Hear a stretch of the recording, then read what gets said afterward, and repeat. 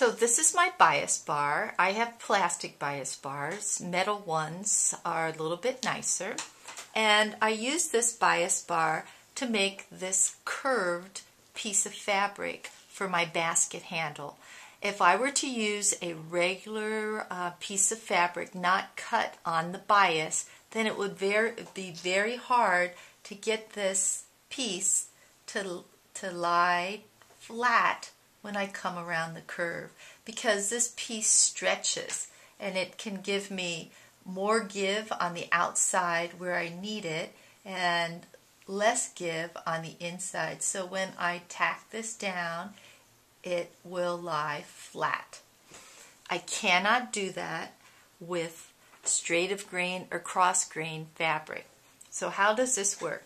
I take a piece of fabric that's been cut on the bias, and what I do is I make sure that the fabric is wider than my bias bar.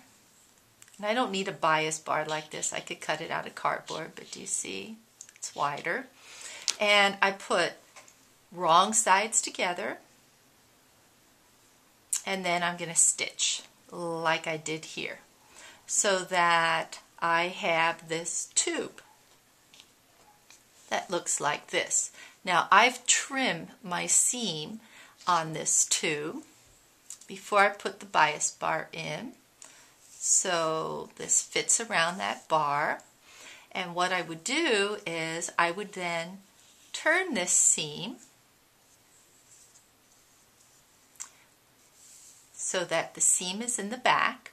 I take it over to the iron and I press that on here.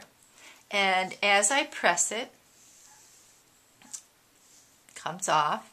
And actually when I'm pressing, I use a hot iron, and I usually put steam in it at this time because I really want that to stay, like you can see over here.